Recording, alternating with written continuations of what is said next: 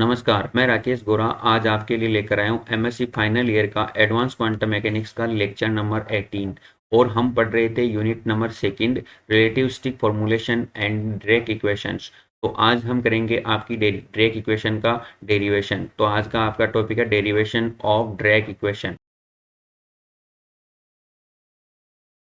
तो देखिए derivation of Drake equation, तो हम जानते हैं कि करली म्यू इक्वल टू क्या होता है, करली नोड का स्क्वायर माइनस का डेल वेक्टर का स्क्वायर। ठीक है, तो अब देखो मैं इसको क्या लिख सकता हूँ भाई, करली म्यू इक्वल टू, अब मेरे पास में यहाँ पर ये डेल ऑपरेटर है।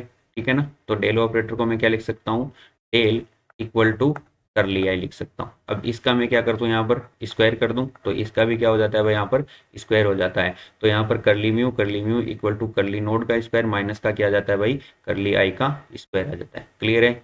अब देखो मैं एक बात को जानता हूँ क्या, कि जस्ट पीछे वाले लेक्चर के अंदर हम ये लिख के आए हैं कि करली म्यू प्लेस का क्या होता है भाई, अगर स्क्वायर होता है, यानी कि करली म्यू प्लेस, इसको मैं क्या लिख सकता हूँ भाई, गामा म्यू और करली म्यू ये लिख सकता हूँ। ठीक है ना। अब इसका मैंने यहाँ पर क्या किया हुआ है भाई, आपका स्क्वायर किया हुआ है, तो यहाँ पर इसका भी क्या हो जाता है भाई, स्क्वायर हो जाता है। ठीक है, ये टर्म मैं यहाँ पर लिख रहा हूँ। तो करली म्यू स्लेस का स्क्वायर है, तो इसको मैं लिख देता हूँ गामा म्यू करली म्यू इसका होल स्क्वायर। तो मेरे पास में यहाँ पर क्या आ गया भाई, करली म्यू का square equal to gamma mu curly mu का होल स्क्वायर आ गया। अब इसकी फॉर्म को मैं क्या लिख सकता हूँ भाई, मैं यहाँ पर लिख सकता हूँ गामा नोड करली नोड, इसका क्या आ गया भाई यहाँ पर होल स्क्वायर प्लस का गामा आई करली आई, इसका भी क्या होता है भाई यहाँ पर स्क्वायर होता है, क्योंकि यहाँ पर स्क्वायर है। क्लियर है। अब देखो करली म्यू स्लेस का स्क्वायर है, तो करली म्यू स्लेस का स्क्वायर है, तो मैं इस टर्म को क्या कर देता हूँ भाई, अलग अलग इसका स्क्वायर कर देता हूँ। तो गामा नोड का होल स्क्वायर और करली नोड का स्क्वायर प्लस गामा आई का स्क्वायर और करली आई का स्क्वायर। ठीक है, इसको ऐसे लिख देते। तो अब देखो गामा नोड का वैल्यू होता है ना, वो होता है आपका यूनिटरी मैट्रिक्स के रूप में। अब मैं इसका स्क्वायर कर देता हूँ तो इसका भी स्क्वायर कर देता हूँ, इसका स्क्वायर क्या आता है भाई, आपकी यूनिट मैट्रिक्स का वैल्यू यूनिट मैट्रिक्स ही आता है। अब आपके पास में एक टर्म और है इसके अंदर, कौन सी भाई, गामा आई वाली। तो गामा आई क्या है भाई, गामा आई होती है आपकी माइनस का आई, यानी कि आपके पास में negative sign of unit matrix. अब इसका मैंने यहाँ पर क्या कर देना है भाई, स्क्वायर कर देना है, तो इसका भी स्क्वायर कर दिया मैंने। तो इसका वैल्यू किसके इक्वल टू आता है भाई, माइनस का आई के इक्वल।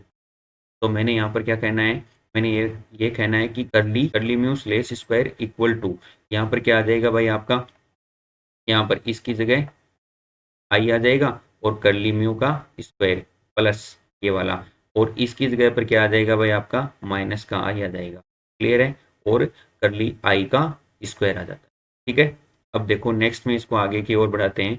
तो करली म्यू स्लेस का स्क्वायर, और यहाँ पर देखो ये क्या है भाई आपके पास में, ये आपके पास में यूनिट मैट्रिक्स है, इसका वैल्यू क्या होता है, 1 होता है, और इसका भी वैल्यू क्या होता है भाई, इसका वैल्यू होता है माइनस का 1 होता है। तो मैंने यहाँ पर क्या पुट कर दिया भाई, माइनस का 1 पुट कर दिया, तो यहाँ पर क्या आ गया, ये माइनस साइन आ गया। तो मैंने इसको लिख दिया, मैं इसको लिख सकता हूँ करली नोड का स्क्वायर माइनस का करली आई का स्क्वायर इक्वल टू करली म्यू और करली म्यू, ये लिख सकता हूँ। तो करली म्यू स्लेस का स्क्वायर इक्वल टू करली म्यू ये टर्म आती है। ये टर्म हमको ड्रैग इक्वेशन को ड्राइव करने के लिए आएगी। अब ड्रैग इक्वेशन को हम ड्राइव करेंगे किसका यूज करके भाई, केजी इक्वेशन का यूज करेंगे। केजी इक्वेशन क्या कहती है, करली म्यू प्लस का m naught square equal to 0, जिसको हम पहले भी पढ़ चुके हैं।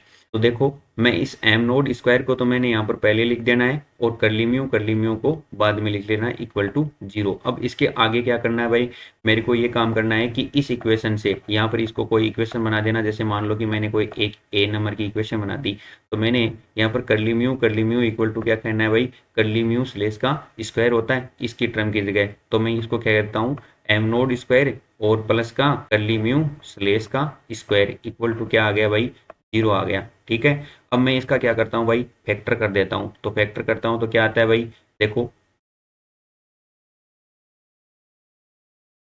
इसके फैक्टर करता हूँ, एम नोड प्लस का आयोटा करली म्यू। ठीक है।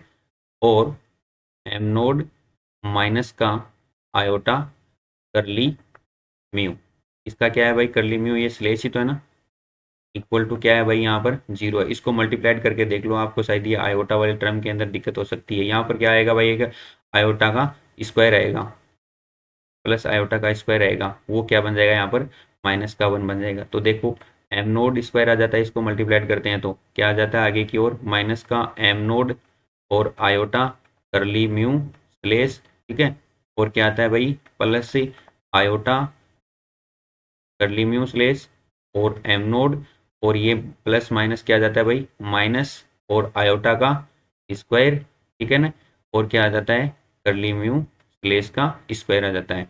तो यहाँ पर ये टर्म तो आपस में कैंसिल हो जाती है, इक्वल टू यहाँ पर जीरो ही तो है ना, तो यहाँ पर आ जाता है एम नोड स्क्वायर और ये आयोटा का स्क्वायर है, तो आयोटा का स्क्वायर क्या होता है प्लस सॉरी माइनस का 1 होता है ना, तो यहाँ पर ये क्या आ जाता है भाई माइनस, और ये माइनस क्या आ गया भाई 1 और करली म्यू स्लेस का स्क्वायर इक्वल टू 0। तो अब इसको आगे सोल्व करता हूँ तो क्या आ जाता है एम नोड स्क्वायर और ये माइनस और ये माइनस क्या हो गया भाई आपका प्लस हो गया, यहाँ पर क्या आ गया भाई करली म्यू स्लेस का स्क्वायर इक्वल टू 0। यही तो टर्म थी आपकी पहले यहाँ वाली, ये वाली टर्म, ठीक है।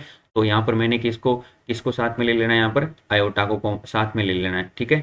तो देखो मैं इसके क्या कर देता हूँ भाई, इसके ये फैक्टर कर देता हूँ इस प्रकार से, तो ये प्लस वाला फैक्टर तो छोड़ देता हूँ और माइनस वाला फैक्टर पहले काम में लेता हूँ यहाँ पर। तो क्या कहता है एम नोड माइनस का आयोटा करली म्यू स्लेस इक्वल टू 0। अब मैं इसको इस टर्म को तो पहले लिख देता हूँ माइनस का आयोटा करली म्यू स्लेस प्लस का एम नोड, इसको बाद में लिख देता हूँ इक्वल टू 0। अब हम पीछे एक काम करके आए हैं क्या कि करली म्यू स्लेस इक्वल टू क्या होता है गामा म्यू और करली म्यू, ये होता है, ठीक है।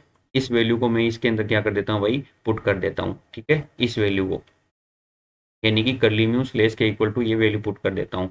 तो क्या आता है भाई यहाँ पर मेरे पास में माइनस का आयोटा और क्या आ जाता है गामा म्यू और करली म्यू, ठीक है, प्लस का एम नोड, ये तो टर्म आती है हमारे पास में। तो ये टर्म मैंने यहाँ पर लिखी हुई है, तो ये क्या कहलाती है आपकी भाई ड्रैग इक्वेशन कहलाती है, ठीक है ना।